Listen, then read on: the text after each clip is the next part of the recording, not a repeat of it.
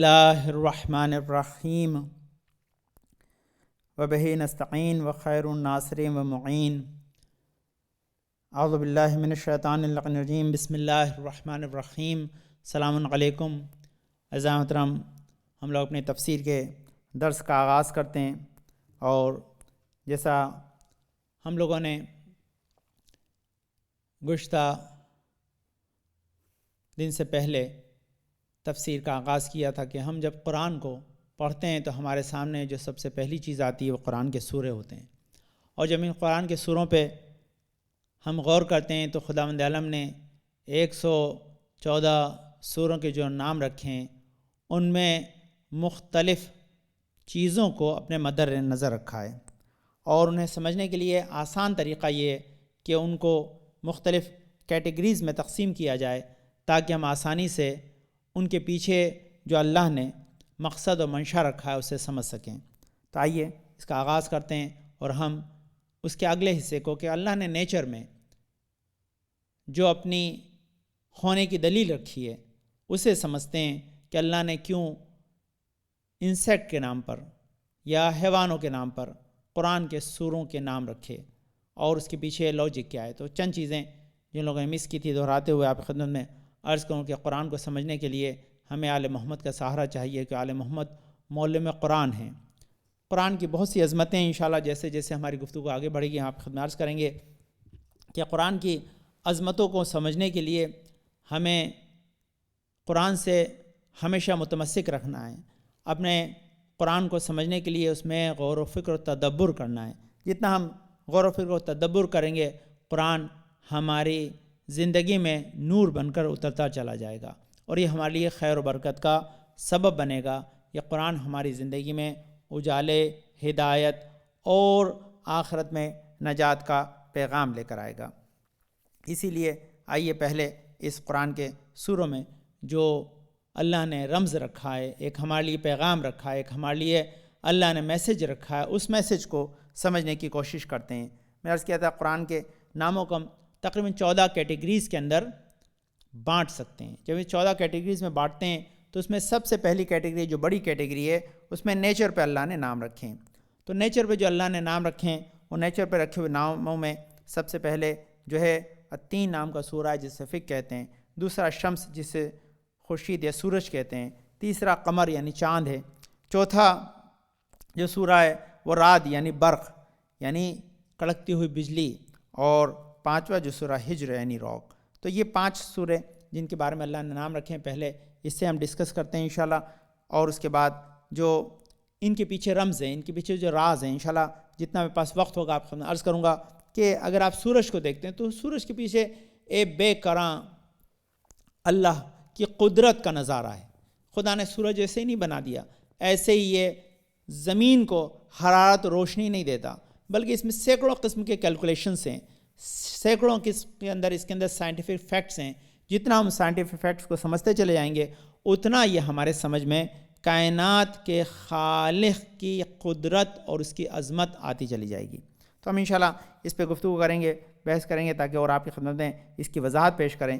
دوسرا جو نیچر سے ہی جن چیزوں کو لیا ہے اس میں کیف یعنی کیو، ایک نیچر کی سب سے بڑی دلیل ہے جہاں پر اصحاب کیف کو اللہ نے اس سے نام پہ انہوں نے رکھا، یعنی اصحاب کیف نہیں کہا، اسے کیف کہا، سورہ کیف کہا، تاکہ اس جگہ کو بھی خدا یاد کرے جہاں انہیں محفوظ رکھا تھا۔ احقاف میں نے کہا تھا سینڈ کے بنے ہوئے پہاڑ، اس کے بعد ماؤنٹین یعنی طور، و خاص طور کے لیے نجم یعنی ستارے، اور زلزال جس سے مراد زلزلہ ہے۔ تو نیچر پہ انشاءاللہ ہم لوگ گفتگو کریں گے، لیکن نیچر میں کچھ چیزیں ہیں، یہ نیچر ڈائریکٹ نیچر ہے، لیکن نیچر سے متعلق کچھ چیزیں، اس میں کچھ چیزوں کا تعلق ٹائم سے ہے جس پہ ہم نے گفتگو کی تھی، اور کچھ کا تعلق جو ہے وہ اینیملز سے۔ تو آج کی گفتگو ہماری ان ہی اینیملز کے اوپر ہے کہ ان میں سے ایک جو ہے وہ خاص چیز جس کے اوپر ہماری توجہ کم جاتی ہے، لیکن ذرا سا کم توجہ کریں تو اس میں اللہ کی توحید کی بہت بڑی دلیل و نشانی ہے۔ اس دلیل و نشانی کو آپ کی خدمت میں پیش کروں اور اس کی وضاحت کروں۔ اس میں ایک البقرہ کاؤ جس میں نے عرض کیا، اس میں خود ایک نشانی ہے۔ نحل یعنی ہنی بی جو آج کا ہمارا سبجیکٹ ہے، جس پہ آج تھوڑی سی ہم ڈسکس کریں گے کہ کیسے ہم ہنی بی کے ذریعے پیغام اپنے بچوں کو دیں یا اور نان مسلمس کو دیں کہ قرآن مجید نے اس سورہ میں نہ صرف یہ کہا ہے کہ ہم نے ہنی بی کو وہی کیے، بلکہ کس طرح سے سارے کے سارے پروسیس کو بتایا اور اس کے پیچھے جو میسیج ہے وہ آپ تک پہنچایا جائے. اینڈ یعنی جو نیچر میں ایک اللہ نے اس ایکو سسٹم کو محفوظ رکھنے کے لیے، نظام حیات کو دوام و سہارا دینے کے لیے بہت سے انسیکٹ بنائے کہ جو برابر ہماری خدمت کے لیے لگے ہوئے ہیں. کسی بھی شے کو اللہ نے ضرر یا نقصان کے لیے نہیں پیدا کیا. اللہ کی خلقت کا ایک اصول ہے کہ اللہ نے جو خلق کیا ہے وہ ضروری تھا نیچر کے لیے، اس کی ایک ضرورت تھی. اگر وہ نہ ہوتے، اگر اسے ہٹا دیا جائے گا تو توازن جو ہے ہماری پوری کی پوری کائنات میں ایک بیلنس جو ہے وہ بیلنس خراب ہو جائے گا.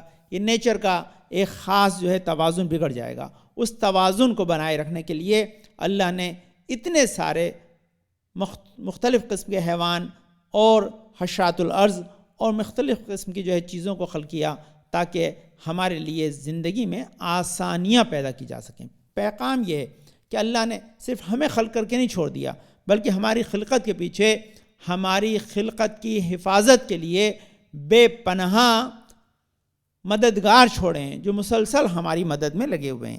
انہی میں ایک ہنی بی ہے. آئیے اسی پہ گفتگو کرتے ہیں کہ اللہ نے اس ہنی بی کو کیا قدرت عطا کی ہے، اس کے پیچھے کیا پیغامات ہیں، تاکہ اس پیغامات کو سمجھیں. جو آج کا سبجیکٹ میں نے عرض کیا تھا کہ یہ جب سوروں کے نام ہیں تو نام پہ انشاءاللہ ہم نے گفتگو کی تھی، وہ پورا انشاءاللہ ریکارڈڈ سیشن ہے، آپ اسے پھر سماعت کر سکتے ہیں کہ میں نے کس طرح سے اس میں وضاحت کی ہے. وہ آپ جا کے سنیں بار بار تاکہ آپ کو اس کے میسج ملیں. مجھے ان چیزوں کو دہرانا نہیں ہے. آج کی چیز جو ہے وہ نئی چیز ہے کہ جس میں سورہ نحل ہنی بی کے بارے میں تذکرہ ہے. ہنی بی خود اللہ کا ایک بہت بڑا معجزہ ہے. کس معنی میں کہ خدا نے ایک سورہ ہی اس نام پہ رکھا جس کا نمبر سورہ نمبر 16 ہے، 16 نمبر کا سورہ جس میں اللہ نے یہ پیغام رکھا ہے. اس سورہ میں کیا خدا نے رکھا ہے، اس سورہ کی خوبی کیا ہے. سورہ کی خوبی کو ذرا سمجھ لیں کہ اس سورہ میں تقریباً 128 آیتیں ہیں کہ جس پہ خداوند عالم اس سورہ کو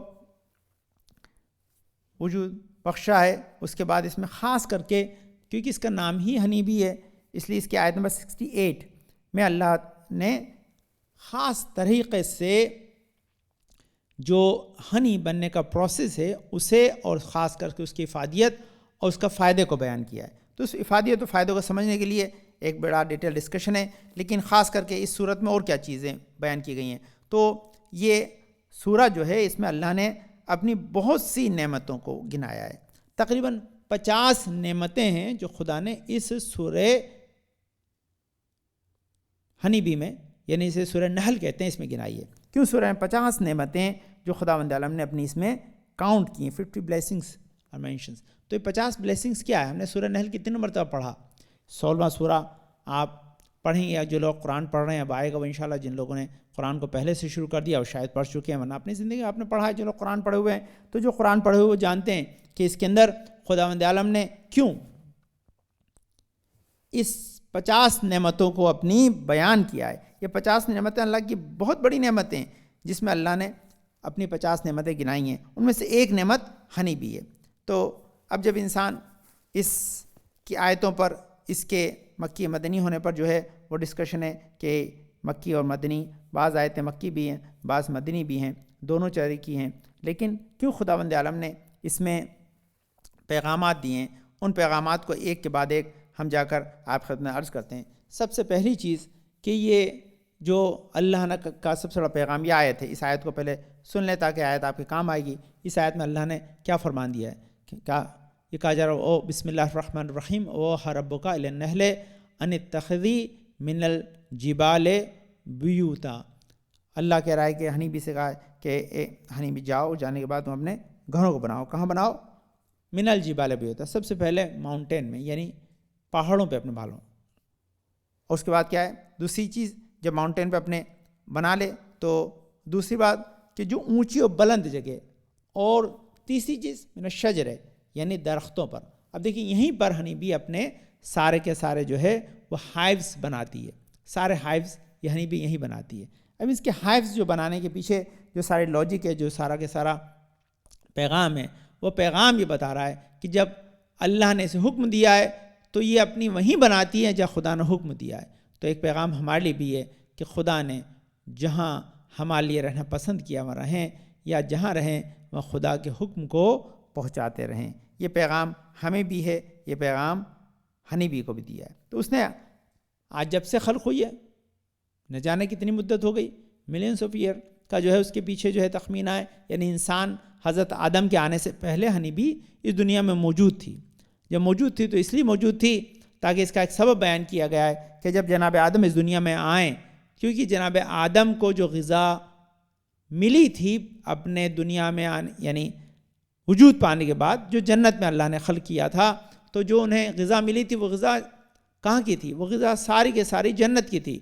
تو ایک آدمی جو جنت کی غذا کھاتا ہوا زمین پر آ جائے گا، جو زمین کی غذا کھائے گا تو بیمار نہیں ہو جائے گا۔ ہمارے آپ کے لیے کہ ہم یہاں سے اگر ہندوستان چلے جائیں، وہاں پاکستان چلے جائیں، جہاں اپنے ملکوں میں جاتے ہیں، اور وہاں جانے کے بعد جب وہاں پر غذا کھانے لگیں تو اگر وہ غذا ہائیجینک نہ ہو جتنا ہائیجینک یہاں پر ہوتی ہے تو ہم بیمار پڑ جاتے ہیں۔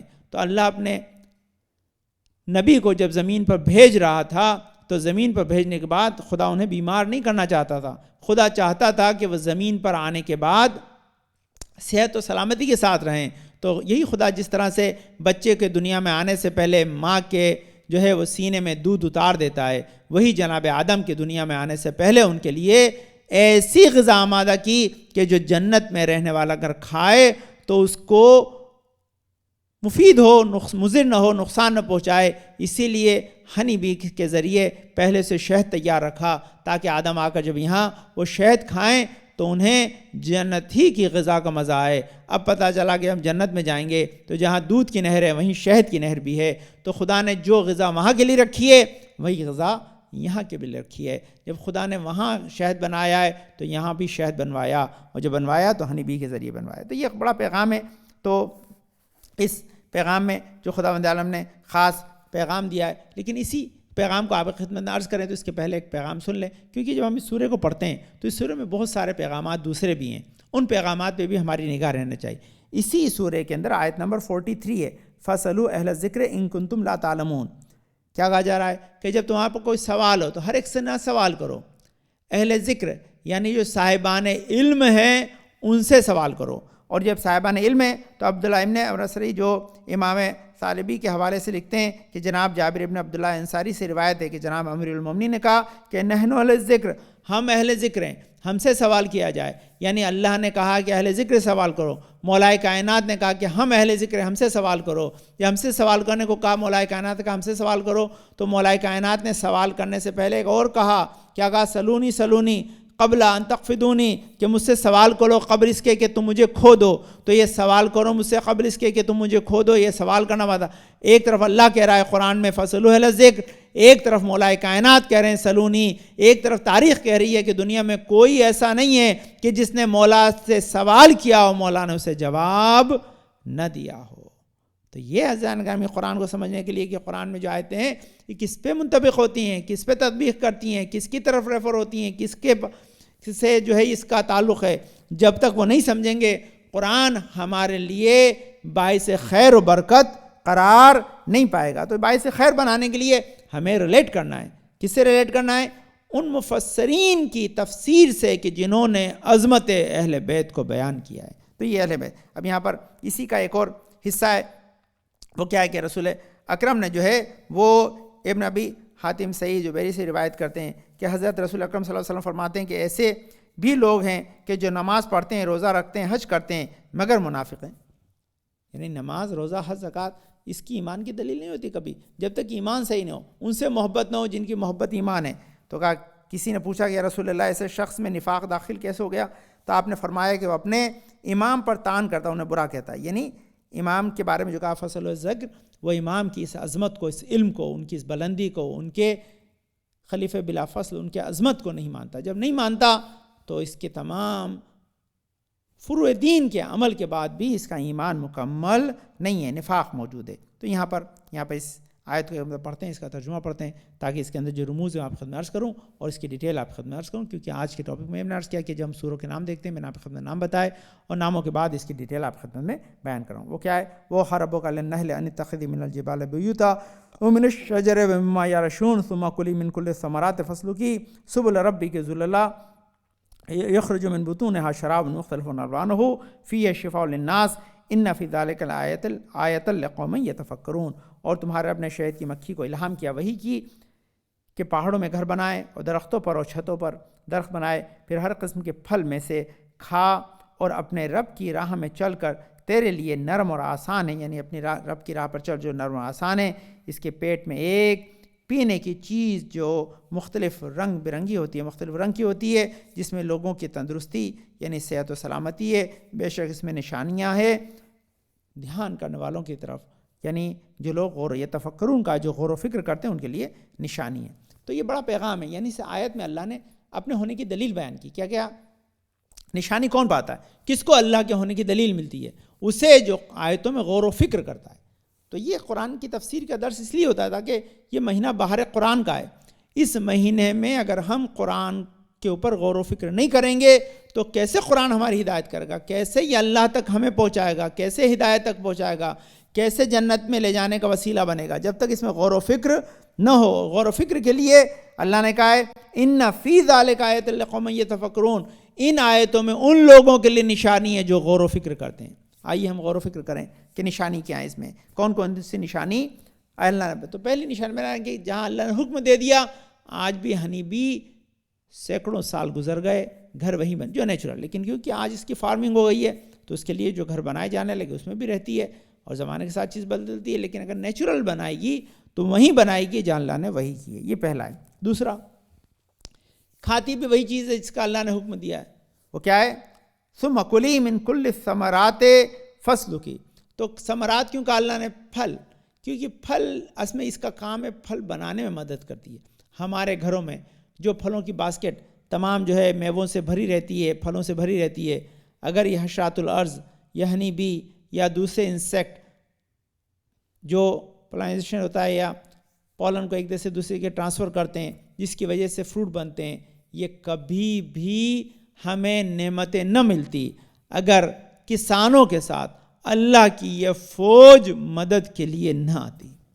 کتنا شکر ادا کریں ہم اللہ کا، کتنا ہم اس کا جو ہے وہ کرم اور رحم کو اپنے لیے جو اس نے ہمارے لیے جو اس نے جاری ساری رکھا ہے اس کا شکر ادا کرتے رہیں۔ پاسبل نہیں ہے، لیکن یہ اس کے بعد کا یخرج من بطونہا، اس کے پیٹ سے ایک مختلف جو ہے رنگوں والا مشروب یعنی لیکوڈ نکلتا ہے جس میں فیہ شفاء للناس، جس میں تمام انسانوں کے لیے شفا ہے۔ کیوں شفا ہے؟ اب اس کی ایک دلیل ہے انشاءاللہ، لیکن سب سے پہلی چیز میں نے عرض کیا کہ آپ اگر ہنی بی کو دیکھیں گے اس کی خلقت میں بڑے راز ہیں۔ ان رازوں میں ایک بڑا راز کیا ہے؟ ان رازوں میں بڑا راز یہ ہے کہ اللہ نے اس کی خلقت میں اپنا شاہکار دکھایا ہے۔ میں نے عرض کیا کہ یہ جو ہنی بی پر ایک سورہ کا نام رکھا ہے، سورہ نحل، 16واں سورہ، اس میں خدا نے جب ہنی بی کا تذکرہ کیا تو اس لیے کہا کرتا کہ ہم اس پہ غور و فکر کریں۔ جب غور و فکر کریں تو غور و فکر کرنے کے اندر جو سب سے پہلی چیز نظر آتی ہے وہ یہ کہ اس کی خلقت بڑی عجیب ہے۔ عجیب کیسے؟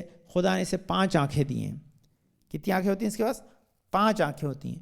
ان 5 آنکھوں میں 3 آنکھیں ریگولر ہوتی ہیں جس میں سنگل لینس لگا ہوتا ہے، لیکن وہیں پر 2 آنکھیں ایسی ہیں جن کو کمپلیکس یعنی ایک بہت ساری آنکھوں سے مل کے بنایا ہے، یعنی تقریباً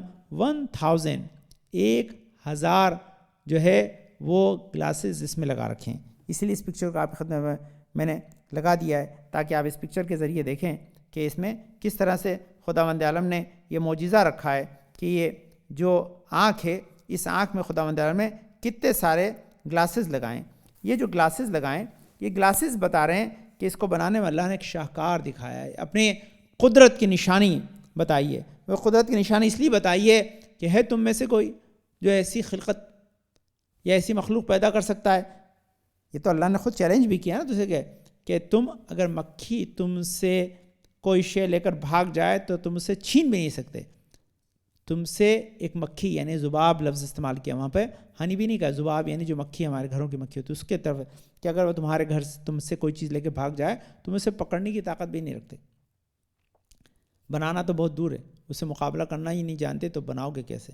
لیکن اللہ نے جب اسے بنایا تو اس کے بنانے میں کہا کہ تم بنانے پہ قادر نہیں ہو، تو اس لیے بنانے پہ قادر نہیں ہو کہ اس میں اللہ کا بے کرا علم اور حکمت عمل میں آئی ہے کہ اتنا چھوٹا سا حشرات الارض انسیکٹ کہ جس کو اتنا کمپلیکس، اتنا زیادہ اللہ نے ایکوپڈ بنایا ہے، اتنا زیادہ اسے تمام قسم کے جو ہے اعضاء سے مجہز کیا ہے کہ جو کام اسے دیا ہے وہ بغیر کسی ایرر کے، بغیر کسی غلطی کے، بغیر کسی مسٹیک کے مسلسل کرتی رہتی ہے۔ تو مسلسل جو کرتی ہے اس کے پیچھے کیا ہے؟ یہ راز ہے اللہ کا، یہ راز اسی لیے اللہ نے رکھا ہے تاکہ تم اس کے ذریعے اللہ کی نشانیوں کو سمجھ سکتے ہو، اللہ کی عظمت کو سمجھ سکتے ہو۔ یہ ہے کمپلیکس آئز، یہ دونوں آئز میں جو تقریباً اب آپ بڑا کر کے آپ کے لیے اس لیے میں نے کر دیا تاکہ دیکھیں ہر ایک کے اندر جو ہے یہ 1000 جو ہے آنکھیں اللہ نے اس کی لگائی ہیں۔ یہ آنکھیں کیوں لگائی اللہ نے 1000؟ تاکہ بتا دیں کہ اس کا ایک فائدہ ہے۔ اس کا فائدہ کہاں ہوتا ہے؟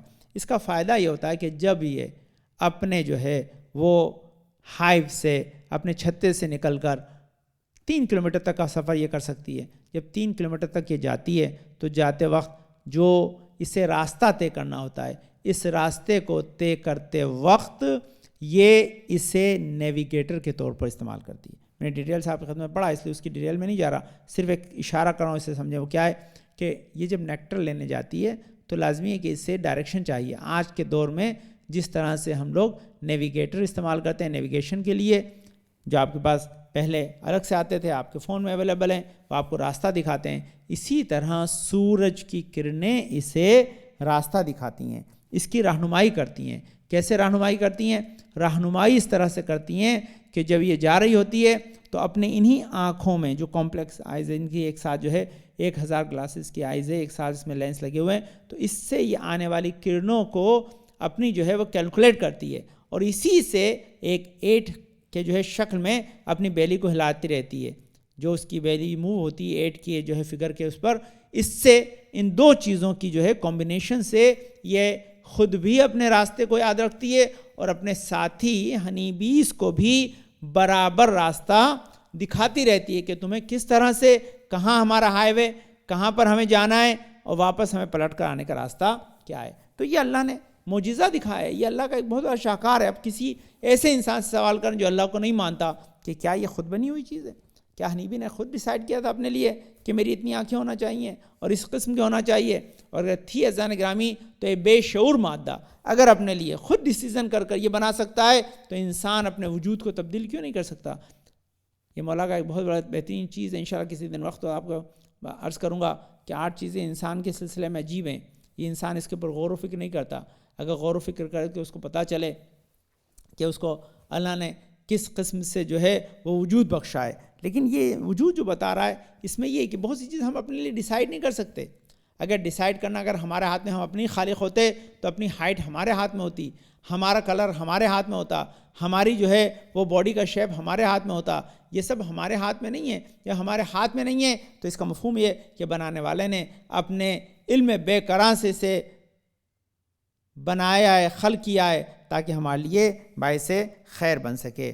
آئیے اس کے، یہ میں نے عرض کیا کہ یہ خداوند عالم نے اس کو اس قدر بہترین وجود بخشا ہے تاکہ اس کی وجہ سے یہ ہماری مدد کر سکے۔ اب یہاں پر جب وہ مدد کرتی ہے تو مدد کرنے کے لیے اس کے خاص چند پیغامات ہیں، نئے پیغامات ہیں آپ کی خدمت میں جو ڈسکشن سے الگ ہٹ کر تاکہ ہمارے کام آئیں اور اس سے ہم استفادہ کر سکیں کہ جب بھی یہ اسپرنگ آتی ہے، یہ اڑ اڑ کر آندھی کے دور میں ایک جو ہے پھول سے دوسرے پھول تک جو ہے نیکٹر کلیکٹ کرنے کے لیے آتی ہے۔ اصل میں یہ نیکٹر کلیکٹ نہیں کر رہی ہوتی ہے بلکہ ہمارے لیے وہ غذا فراہم کر رہی ہوتی ہے کہ جو ہماری زندگی کے دوام کے لیے ضروری ہے، اور اس کے لیے نہیں ایک نہیں بلکہ سارے انسیکٹ جو ہیں وہ اپنے اعتبار سے کسی نہ کسی اعتبار سے ہماری مدد میں لگے ہوئے ہیں۔ ان کا کام یہی ہوتا ہے کہ وہ ہمارے تمام جو فارمرز ان کی مدد کریں اور مدد کرنے کے بعد وہ ہمارے لیے باعث خیر بن جائیں۔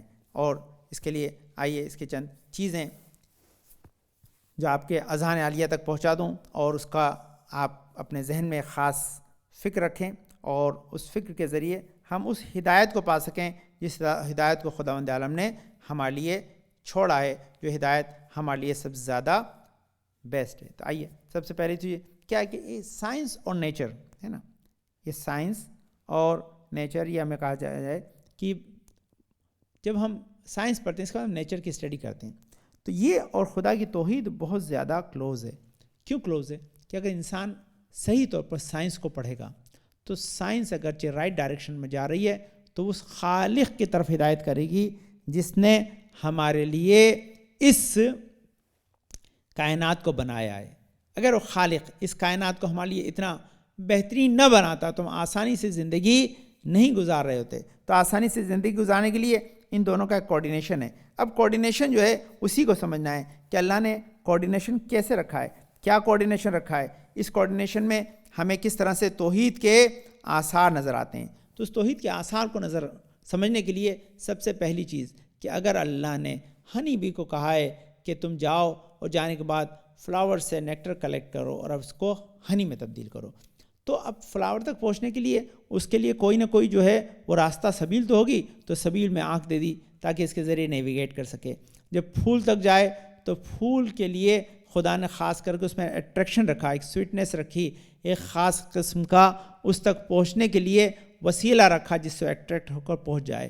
اس کے بعد جب وہ اپنے اس کے پروں کو یعنی اس کے جو پیروں کو بنایا اس طرح سے کہ جب اس پہ بیٹھے تو اپنے آپ یہ نیکٹر لگ جائے، اور جب جائے ایک جگہ سے دوسری جگہ جائے، دوسرے پھول پہ جائے تو اپنے آپ جو ہے وہ اس نیکٹر کو وہاں پہنچا دے تاکہ یہ پھلوں کے بننے کا سبب بن جائے۔ تو یہ ساری چیزیں پری پلان ہے، اللہ نے اس کے لیے خاص قسم کی جو ہے پلاننگ کی ہے۔ جب پلاننگ کی ہے تو پلاننگ بتا رہی ہے کہ خداوند عالم چاہتا ہے کہ بندہ جب قرآن پڑھے تو ان تمام اللہ کی نشانیوں پہ غور کرے، اور جب غور کرے گا تب اسے سمجھ میں آئے گا کہ اللہ ہے، میں اسے مانتا ہوں تو ماننے کے لیے مجھے نظر آتا ہے۔ نظر خدا کیوں کہا؟ رسول کے سچے جانشین مولا کہنا کہ جب بھی میں نے کسی شے کو دیکھا تو شے کو دیکھنے سے پہلے بھی خدا کو دیکھا، اس چیز کے ساتھ بھی خدا کو دیکھا، اس کے بعد بھی خدا کو دیکھا۔ کیوں خدا کو دیکھا؟ کیوں ان سب میں جلوہ الہی نظر آتا ہے، یہ جلوہ الہی ہے جو نظر آتا ہے۔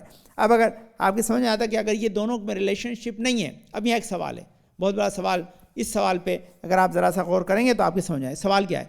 سوال یہ کہ اگرچہ خداوند عالم، یہ بہت لوجیکل سوال ہے، اس سوال کو اپنے ذہن میں رکھے گا کہ جب اگر خداوند عالم نے پہلے اگر درختوں کو بنایا اور اس کے سینکڑوں سال کے بعد خدا نے ہنی بی کو بنایا، تو یہ بتائیے کہ پھر اس درختوں میں پھولوں کو پھل میں بدلنے میں مدد کون کر رہا تھا؟ اور اگر خداوند عالم نے پہلے ہنی بی کو بنایا تو ہنی بی کی غذا کہاں سے آ رہی تھی؟ درخت بعد میں بنے، ہنی بی پہلے آئی۔ تو یہ سمجھ میں سائنس کیا کہتی ہے؟ یہ سنگل سیل سے ڈیولپ ہوئے ہیں۔ بھائی سنگل سیل سے ڈیولپ ہوئے ہیں، ڈیولپ میں کتنا سال لگا؟ کروڑوں سال لگے۔ اچھا صاحب کروڑوں سال لگے، تو کروڑوں سال جب لگے تو اس کے ڈیولپمنٹ جو کروڑوں سال لگے، تو جب ہنی بی سنگل سیل سے ڈیولپ ہو کر پہلے ہنی بی بن گئی یا پہلے درخت تھے؟ اگر درخت ہے، اگر پولینائزیشن نہ ہو، اگر یہ ہنی بی ایک جگہ سے دوسری جگہ جا کر ہمارے ان تمام جو ہے پھولوں کو پھلوں میں نہ بدلے تو آگے بیج ہی نہیں بنے گا۔ آگے جب بیج ہی نہیں بنے گا تو درخت ایک مدت کے بعد سوکھ کر ختم ہو جائے گا۔ جب ختم ہو جائے گا اس کا بیج ہی نہیں رہا تو آگے درخت کیسے بنے گا؟ آگے یہ جنگل کیسے بنیں گے؟ آگے ساری جو ہے وہ ہریالی کیسے باقی رہے گی؟ تو اس کا مفہوم یہ کہ یہ سمجھ میں آنے والی بات نہیں ہے کہ لاکھوں سال تک صرف درخت تھے، کوئی حیوان نہیں تھا، کوئی جو ہے وہ انسیکٹ نہیں تھا، یا لاکھوں سال صرف انسیکٹس تھے، کوئی درخت نہیں تھا۔ اگر دونوں ساتھ ساتھ بنے تو اس پہ بننے کی ٹائمنگ رکھنے والا تو کوئی ہوگا، کسی نے تو ڈیسائیڈ کیا ہوگا کہ دونوں کے بننے کے پیچھے کوارڈینیشن ہے کہ جب ہنی بی کو غذا کی ضرورت ہو تو درخت موجود ہو، یا درخت کو جو ہے وہ اگرچہ پولینیشن کی ضرورت ہو، ایک طریقے سے دوسری جگہ اپنے جو ہے نیکٹر کو پہنچانے کی ضرورت ہو تو کوئی نہ کوئی لے جانے والا موجود ہو۔ تو ان دونوں کے بیچ میں جو ایک وسیلہ ہے، اسی وسیلے کو توحید کہتے ہیں، اسی کو رحمت کہتے ہیں، اسی کی طرف اللہ غور و فکر کا حکم دے رہا ہے۔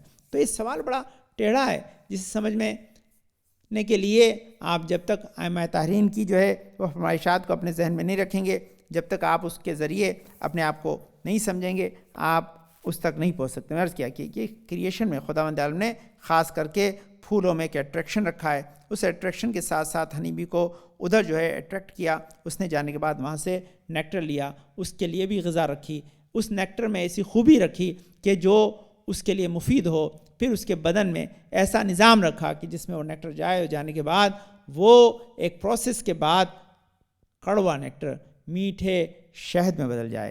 میں نے اس سلسلے میں عرض کیا تھا کہ میٹھے شہد میں بدلنے کے لیے وہ ربک الی النحل ان اتخذی من الجبال بیوتا میں جو وحی کی گئی ہے، اس وحی کے بارے میں ایک واقعات آپ کے سامنے عرض کیے تھے۔ کچھ چیزیں تبرکاً دوہرا دینا اچھا ہے کہ آج کا دن ویسے بھی جمعہ کا دن تھا، اور رسول اکرم محمد مصطفیٰ صلی اللہ علیہ وسلم کی محبت، ان کی ولایت اور امامت کے ساتھ ہماری وابستگی کے لیے ایک بہت بڑا عمل ہے جو آج کے لیے جو اس واقعے سے تعلق رکھتا ہے۔ کہتے ہیں ایک دن رسول اکرم باغ میں گھوم رہے تھے، جب باغ میں گھوم رہے دیکھا کہ ہنی بھی ان کا طواف کر رہی ہے۔ جب طواف کر رہی ہے تو پوچھا کہ طواف کرنے کا سبب کیا ہے، تو مولا کائنات کو رسول نے بتایا کہ یہ ہمیں اپنا مہمان کرنا چاہتی ہے، اس نے ہمارے لیے یہ میٹھا شہد بنا رکھا ہے، چاہتی ہے کہ آپ اس کے چھتے سے لے آئیں اور اسے تناول کریں تاکہ یہ اس کے ذریعے ہماری مہمان نوازی کرنا چاہتی ہے۔ مولا گئے، لانے کے بعد وہ لے آئے، اور لانے کے بعد رسول اکرم کو دے دیا، ان لوگوں نے اسے کھایا، تناول کیا۔ تو وہاں یہ سوال کیا گیا کہ یہ کڑوا جو ہے نیکٹر میٹھے شہد میں کیسے بدل جاتا ہے، کیسے یہ کڑوا نیکٹر میٹھے شہد میں بدل جاتا ہے؟ تو رسول اکرم نے جواب دیا کہ ہنی بی پر جو اللہ نے وحی کی ہے، وہ وحی کیا ہے؟ وحی یہ کی گئی ہے کہ جب بھی وہ یہ پھولوں سے کڑوا نیکٹر پولن لے اور لینے کے بعد یہ جب اپنے ہائف تک جائے تو ہم محمد و آل محمد پر درود بھیجتی ہو جائے۔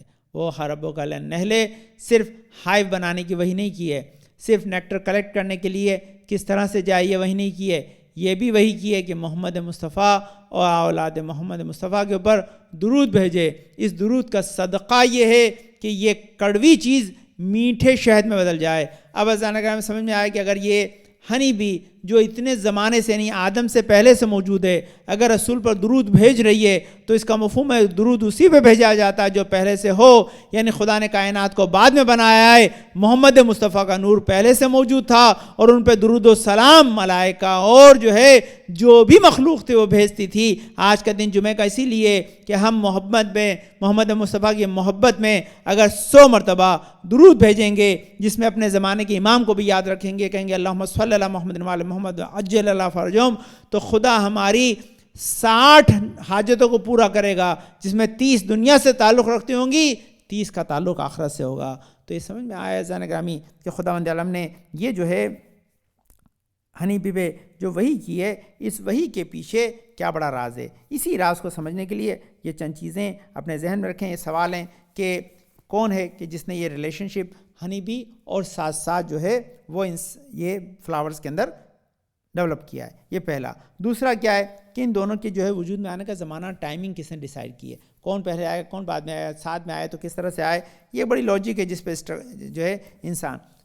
دوسری چیز کہ جو پھول کے پاس ہے وہی ضرورت ہنی بی ہے، اور جو ہنی بی جو ہے کوئی ضرورت ہے وہی پھول کے پاس ہے۔ تو ان دونوں چیزوں کے بیچ میں کوارڈینیشن بٹھانے والا کون ہے؟ اس کی باڈی کو کتنا خوبصورت ڈیزائن کیا اللہ نے کہ جب وہ کسی پھول کے اوپر بیٹھتی ہے تو پھول کو ڈیمیج نہیں کرتی ہے، اس کو جس چیز کی ضرورت ہوتی ہے وہ خود بخود اس کے پیروں میں لگ جاتی ہے، اس کے پیروں کی ڈیزائن ایسی ہے خود بخود لگ جاتی ہے اس کے اوپر۔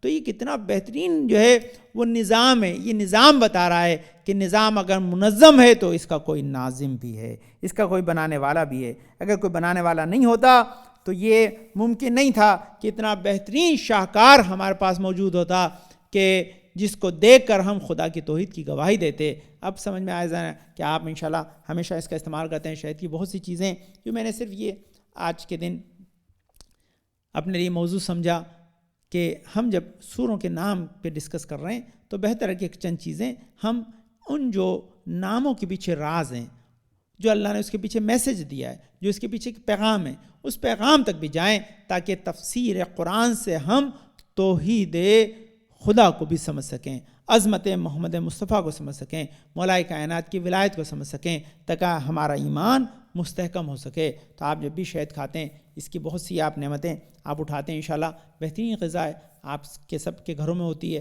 آپ اسے برابر استعمال کر سکتے ہیں۔ میں نے بارہا آپ خدمت عرض کیا کہ 8ویں امام کی حدیث ہے، اگر ہمارے بچے چاہتے ہیں ذہین ان کا برین شارپ ہو، میموریزی ان کی میموری پاور جو ہے وہ اسٹرانگ ہو، تو اس کے لیے 3 کام کریں۔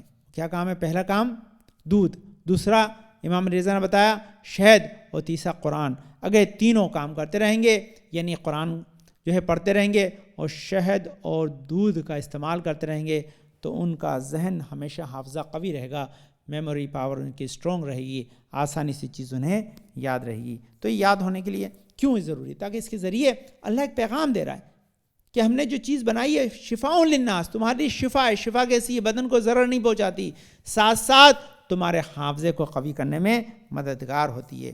تو یہ اب سوال یہ کہ یہ جو دنیا کے بارے میں ایتھیسٹ لوگ کہتے ہیں کہ اپنے آپ بنی ہے، تو یہ میٹر کیسے ڈیسائیڈ کر سکتا ہے؟ یہ جس کو نہ شعور ہے نہ سمجھ ہے، اگر آپ لاکھوں سال کروڑوں سال پتھر کو ایک جگہ رہنے دیں تو پتھر ہی رہے گا، بدلے گا نہیں۔ تو باقاعدہ نیوٹن کا فارمولا ہے کہ جب تک فورس نہ آئے کوئی چیز ہلتی نہیں، آگے نہیں جاتی ہے۔ تو یہ تحول، یہ چینج، یہ سب چیزوں کا ایک سے دوسری چیز میں بدل جانے کے علاوہ اس میں کوارڈینیشن ہونا، بننے میں ڈیزائن، اور ڈیزائن میں اس قدر جو ہے اس میں اللہ نے اپنا شاہکار دکھایا ہے۔ یہ شاہکار ہے جس پہ غور و فکر کرنا ہے، تاکہ جب ہم سورہ کھولیں ہمارے سامنے، جیسے ہی سورہ نحل آئے، یہ ساری تصویر علم کی ہمارے جو ہے وہ ذہن میں اتر آئے، تاکہ ہم اس سورہ کو دیکھتے ہی اس کے خالق کو اور اس جس مخلوق کو خدا نے بنایا ہے اسے سمجھ کر اپنے خالق کے رحمت کو سمجھیں، اور یہی ایمان کی جو ہے وہ بقا و دوام کا سبب بن جائے۔ یہ بہت سی چیزیں جو آپ خدمت عرض کی میں نے، پھر انشاءاللہ موقع ہوگا تو اس سلسلے میں وقت نہیں ہے زیادہ کہ اس پہ ڈسکس کیا جائے۔ میں اس چیزوں میں جو سوروں پہ عرض کیا تھا ان میں ایک چیز یہ بھی عرض کی تھی کہ سیکنڈ نمبر پہ جو سب سے زیادہ نام ہے سوروں کے، وہ نیچر کے بعد قیامت پہ ہیں۔ قیامت میں بہت سارے نام ہیں کہ جن پہ ہم نے ڈسکس کیا تھا، اور قیامت کے بعد جو کچھ ایسی نام ہیں کہ جن کا تعلق جو ہے وہ جگہ سے، پلیس سے، کچھ لوگوں نے مس کیا، اس لیے چیزیں دہرا رہا ہوں۔ لیکن انشاءاللہ ہمارا جو بھی چند دن کا، جب تک کوئی خاص مناسبتیں نہیں آتی، انشاءاللہ جناب خدیجہ کبریٰ کی شہادت آئے گی تو مجلس ہوگی اس میں، اس کے بعد جو ایام آئیں گے انشاءاللہ امام حسن مجتبیٰ سے کچھ چیزیں، کچھ دن ان سے متعلق ہو جائیں گے۔ تو جو دن ہمارے پاس بچے ہیں، ہم چاہتے ہیں قرآن کی ایک یونک تفسیر، ایک یونک جو ہے پیغام آپ کی خدمت میں دیا جائے، کہ جس کے ذریعے آپ اللہ کی وحدانیت اور اس کی عظمت سے واقف ہوں۔ اب یہ جن شہروں کا خدا نے نام لیا ہے، یا جن شہروں کے نام پر اللہ نے قرآن کے سوروں کے نام رکھے ہیں، ان میں بڑے پیغام ہیں، سوائزیشن ہے اس میں، پیچھے داستانیں، اس کے پیچھے ایک بڑا پیغام ہے۔ دوسرا، اللہ نے اپنے نام پہ بہت سے سوروں کے نام رکھے ہیں، وہ کتنے خوبصورت نام ہیں، سورہ فاتر، سورہ نور، سورہ رحمان، سورہ ملک، سورہ غافر۔ یہ سارے کے سارے جو سوروں کے نام ہیں، یہ نام بڑے اہم ہیں، ان کے پیچھے ایک میسج ہے۔ جب ان میسج کو سمجھیں گے تب سمجھ میں آئے گا کہ ان کے پیچھے خدا نے کیوں انہی ناموں کے اوپر نام رکھے ہیں۔ دو نام خود قرآن مجید کے ناموں میں نام ہیں، ایک فرقان، ایک فصلت، یعنی یہ دو ناموں کے پیچھے بڑے راز ہیں۔ انشاءاللہ جب ایک میں نے بنایا انشاءاللہ پاور پوائنٹ آپ کی خدمت میں، انشاءاللہ چند دن بعد جب اس کا موقع آئے گا تو میں آپ خدمت عرض کروں گا، بتاؤں گا کہ قرآن کے 70 نام ہیں، اس میں 2 ناموں پہ قرآن کے سوروں کے نام ہیں۔ یہ 70 ناموں کے پیچھے شاید ایک دن میں کمپلیٹ کر لیں، ٹرائی کریں گے کہ بالکل فشردہ، بہت ہی جو ہے وہ سم اپ کر کے آپ خدمت میں اپنے پیغام کو پہنچایا جائے کہ قرآن کے 70 نام ہیں، 70 نیمز قرآن کے ہیں جو قرآن کی آیتوں میں آئے ہیں۔ تو یہ قرآن کی آیتوں میں جو قرآن نے اپنے نام بیان کی، ان کے پیچھے راز ہیں کہ قرآن کتنی عظیم کتاب ہے، بغیر ان تمام ناموں کے ان کا سمجھنا ممکن نہیں ہے۔ سجدہ اور حج عبادت سے متعلق ہیں، اس کے بعد مورل ایشو سے۔ تو یہ ساری چیزیں ہمارے پاس ہیں جو آخری پیغام آپ کو دیا تھا، جہاں سے بس اپنی بات کو ختم کر رہا ہوں کہ وہ یہ کہ یہ جو تمام سورے ہیں یہ حروف مقطعات سے شروع ہوتے ہیں۔ اسی ڈیٹیل آپ خدمت میں آئی تھی کہ 114 سوروں میں سے 28 سورے حروف مقطعات میں سے، اس میں 4-5 سوروں کے نام جو ہے وہ صرف حروف مقطعات سے، سورہ نون ہے، سورہ قلم ہے، سورہ صاد ہے، یاسین ہے۔ یہ وہ سورے ہیں جن کا جو ہے وہ ابتدائی یا نام ہی حروف مقطعات پہ۔ اس کا سبب یہ تھا، اللہ نے کہا کہ الفابیٹس تمہارے پاس بھی ہیں، ہمارے پاس بھی ہیں، ورڈز تم بھی وہی یوز کرتے ہیں عربی کے، ہم بھی یوز کرتے ہیں۔ سینٹنس بنانا آرٹ ہے، اور سینٹنس کے پیچھے سینٹنس بنایا اس لیے جاتا ہے کہ کچھ ورڈز کو ملا کر ایک میسج دیا جائے۔ اگر تم یہ ورڈز ملا کر ایسا ہی میسج دے سکتے ہو جیسا قرآن میں ہم نے دیا ہے، ایک سورہ بنا لاؤ، ہم یہ مان جائیں گے کہ یہ محمد مصطفیٰ نے قرآن بنایا ہے، ہماری طرف سے نہیں اتارا گیا ہے۔ لیکن آج تک اگر کوئی جواب نہ لا پایا، کیونکہ بیقرا علم محمد مصطفیٰ اور جناب علی مرتضیٰ کے ہوتے ہوئے اللہ یہ کہہ رہا ہے کہ علم تو ہے، لیکن اس علم کے پیچھے بھی ہمارا علم کار فرما ہے۔ یہ قرآن ہمارے علم کا شاہکار ہے، ہم نے اسے کیسے اتارا ہے، اس لیے ہم ہی اس کی حفاظت کریں گے، اس میں کوئی تبدیلی واقع نہیں ہوگی۔ بس جان گرامی، میں نے آپ کی ذمت کو ختم کر دیا۔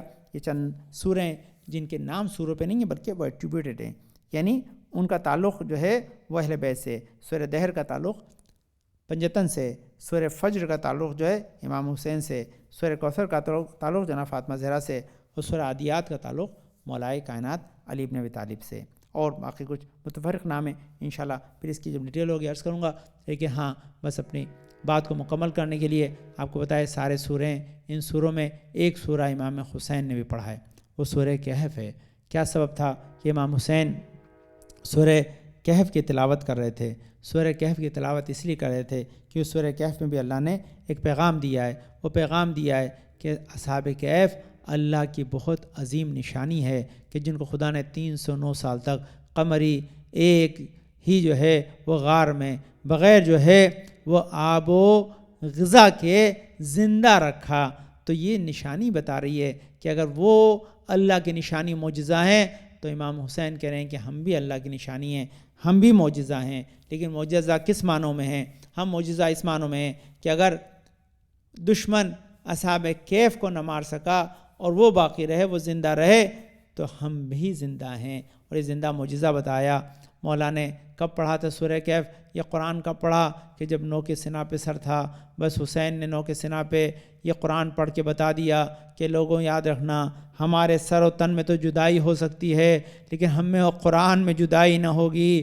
اور دوسرا ایک اور پیغام دے دیا کہ اگر قرآن کہہ رہا ہے کہ لا تحسبن الذین قتلوا فی سبیل اللہ امواتا بل احیاء، قرآن کہہ رہا ہے کہ جو راہ خدا میں مارا گیا اسے مردہ نہ سمجھنا، وہ زندہ ہے. حسین نے نو کے سینہ کے اوپر قرآن پڑھ کے بتا دیا کہ دیکھو ہم زندہ ہیں، شہید زندہ ہوتا ہے، یہ زندگی کی علامت ہے کہ ہمارا سر و تن میں تو جدائی ہو گئی لیکن لبوں پہ قرآن جاری ہے. بآخری فقرے عزیزان گرامی، جب قرآن جاری تھا تو یہی بتایا کہ یہ قرآن کو جو تم سن رہے ہو، یہ قرآن جو لب حسین پہ جاری ہے، نو کے سینہ پہ امام حسین جو قرآن پڑھ رہے ہیں، یہ نو کے سینہ پہ قرآن پڑھنے کا سبب یہی تھا کہ ایک تو معجزہ دکھا دیں کہ دیکھو حسین اللہ کے معجزے کا نام ہے. دوسرا سبب یہ تھا کہ شہید زندہ ہوتا ہے، اس کی دلیل دے دیں. لیکن ایک تیسرا سبب بھی علماء نے بیان کیا کہ یہ نو کے سینہ پہ حسین نے جو قرآن سنایا، اسی لیے کوفہ و شام کے بازار میں جب تماشائی جمع تھے تو ان تماشائیوں کی نگاہیں کٹے ہوئے سر حسین کی طرف بلند ہو کہ جو نو کے سینہ پہ قرآن پڑھ رہا ہے ان سروں کی طرف نہ اٹھیں جن سے چادریں اتار لی گئی ہیں، یعنی زینب ام کلثوم کا پردہ بچ جائے. میں عرض کہوں گا مولا یہی وجہ کہ آپ نے سرے سینہ قرآن سنا کر پردہ بچایا، لیکن وہ غیور بھائی عباس جو پردے کا محافظ تھا، ارے وہ کیسے نو کے سینہ پہ بے ردا سرے زینب دیکھتا؟ ارے جب سینہ پہ سر رکھا جاتا تھا گر جاتا تھا. اسی لیے گھوڑے کی گردن میں باندھ کر ظالم کربلا سے کوفہ لے گئے. ارے یہی وجہ تھی کہ سر حسین نو کے سینہ پہ رہا، سر عباس گر گر کے بتاتا رہا کہ زینب کے سر کی چادر چھین لی گئی.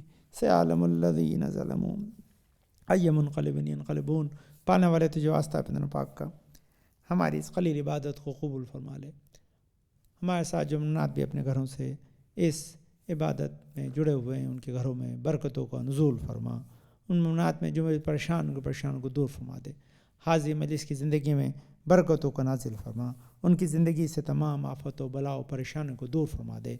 پانے والے ہمیں قرآن کو سمجھنے اور اس کے ذریعے توحید و نبوت و امامت و قیامت کو جو ہماری ایمان کا جز ہیں سمجھنے کے لیے انہیں ہمارا وسیلہ قرار دے. اس میں غور و فکر کر کر سمجھنے کی صلاحیت و توفیق عنایت فرما. پانے والے جو علماء اعلام ان تمام کوششیں کرتے ہوئے اس دنیا سے چلے گئے ان کو جوار رحم میں جگہ عنایت فرما. ہمارے تمام منات جو بھی کوشش کر رہے ہیں ہمیں تمام مرجع اعلیٰ اور تمام ہمارے تقلید ان کو عمر بابرکت عنایت فرما. پانے والے جو مناد بھی دین کی خدمت میں ان کی توفیقات میں اضافہ فرما، جو مناد بیمار مخصوص نشاد بھائی، فضا عابد بھائی، محمد بھائی، مظاہر بھائی، ابن غلام، مقصود بھائی، غلام علی، رضوان بھائی پالنے والے، حسین آپا، نور کوثر، پروین آپا، یاسمین آپا پالنے والے، حسین آپا، رشید آپا آپ پالنے والے، اشتیاق بھائی اپنے، محمد بھائی پالنے والے، احمد بھائی اپنے، جمال بھائی اور پالنے والے، جمنات بیمار محسن بھائی اپنے، غلام علی بھائی، عابد بھائی، سوجی والا ابن محمد بھائی، ان سب کو شفائے کامل عاجل عطا فرما، ہمارے امام زمان کو راضی خوشنود رکھ، ہمارے امام زمان کے ظلم تعجیل عطا فرما، ہم کو ان کے انصار آوان میں قرار دے۔ آپ سے گزارش ہے کہ میں سورہ حمد 3 میں سورہ اخلاص کی تلاوت کر کے اپنے اپنے مرحومین کے لیے، مخصوص نور شاہ جماعت کے تمام مرحومین کے لیے ارسال فرما دیں۔ بسم اللہ الرحمن الرحیم، الحمدللہ رب العالمین، الرحمن الرحیم، مالک یوم الدین، ایاک نعبد و ایاک نستعین، اهدنا الصراط المستقیم، صراط الذین انعمت علیہم غیر المغضوب علیہم ولا الضالین، اللہم صل علی محمد۔ بسم اللہ الرحمن الرحیم، قل اللہ احد، اللہ الصمد، لم یلد ولم یولد ولم یکن لہ کفوا احد۔ بسم اللہ الرحمن الرحیم، قل هو اللہ احد، اللہ الصمد، لم یلد ولم یولد ولم یکن لہ کفوا احد۔ بسم اللہ الرحمن الرحیم، قل هو اللہ احد، اللہ الصمد، لم یلد ولم یولد ولم یکن لہ کفوا احد۔ اللہم صلی علی محمد وعلی محمد پانے والے سب شہدائے کربلا علیہم السلام، جمنات ہمارے ساتھ اپنے اپنے گھروں سے اس عبادت میں جڑے ہیں، ان سب کے مرحومین کو، نور شاہ جماعت کے مرحوم کے تمام شیعہ درکار کو اس سورہ فاتحہ کا ثواب ارسال فرما۔ بسم اللہ الرحمن الرحیم، اللہم اغفر للمؤمنین والمؤمنات والمسلمین والمسلمات الاحیاء منہم والاموات، تاب بیننا بینہم بالخیرات، انکا مجیب الدعوات، انکا علی کل شیء قدیر۔ بسم اللہ الرحمن الرحیم، ان اللہ وملائکتہ یصلون علی النبی یا ایہا الذین آمنوا صلوا علیہ وسلموا تسلیما، اللہم صل علی محمد وآل محمد، نعرہ حیدری یا علی۔